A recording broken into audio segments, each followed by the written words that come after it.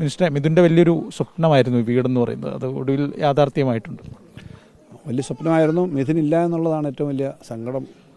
പക്ഷേ ആ സംഭവം കേരളത്തിലെ മുഴുവൻ ആളുകളുടെയും ഒരു വലിയ പിന്തുണയും സങ്കടവും പിന്നെ സഹായവും എല്ലാം കിട്ടുന്നൊരു സംഭവമായി എന്ന് മാത്രമല്ല, മിഥുൻ്റെ സംഭവം കാരണം കേരളത്തിലെ സ്കൂളുകൾക്ക് അവരുടെ സെക്യൂരിറ്റിക്ക് ഇടയ്ക്ക് പിന്നെ അതിൻ്റെ സർട്ടിഫിക്കറ്റുകൾ കിട്ടുന്ന കാര്യത്തിനൊക്കെ ഒരു മാനദണ്ഡം ഉണ്ടായി.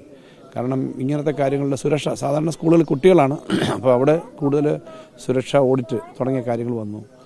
ഇവിടെ എല്ലാവരും ഈ കാര്യത്തിനകത്ത് ഒരുമിച്ച് നിന്നു. നമ്മുടെ ആ കുടുംബത്തിൻ്റെ ബുദ്ധിമുട്ട്, വിഷമം, സ്കൂളിലെ കുട്ടികളെ, അധ്യാപകർ, മാനേജ്മെൻറ്റ്, നമ്മുടെ നാട്ടിലെ ജനങ്ങൾ, വിവിധ സംഘടനകൾ, അതുപോലെ തന്നെ സംസ്ഥാന സർക്കാർ അപ്പം തൊട്ട് എല്ലാ കാര്യങ്ങളും ചെയ്തെന്ന് മാത്രമല്ല, ഇതിനൊരു മാനദണ്ഡം ഉണ്ടാവാൻ സംസ്ഥാന വിദ്യാഭ്യാസ മന്ത്രിയും മറ്റും എല്ലാവരും, ഗവൺമെൻറ്റും എല്ലാം ഉണ്ടായിരുന്നു. സ്കൗട്ട്സ് ആൻഡ് ഗൈഡ്സാണ് ഈ വീട് നിർമ്മിച്ചു കൊടുക്കുന്നത്. അതിന് അവർ നിർമ്മിച്ചിട്ടുള്ള സാധാരണ ഒരു ബഡ്ജറ്റ് ഇത്രയും വരാറില്ല. സ്കൗട്ട്സ് ആൻഡ് ഗൈഡ്സ് വീടുകൾ നിർമ്മിച്ച് കൊടുക്കാറുണ്ട്. പക്ഷേ സാധാരണ ചിലവാക്കുന്നതിൻ്റെ ഒരു 2.5 മടങ്ങെങ്കിലും പണം ചിലവാക്കിയിട്ടാണ് ഈ വീട് ചെയ്തിരിക്കുന്നത്.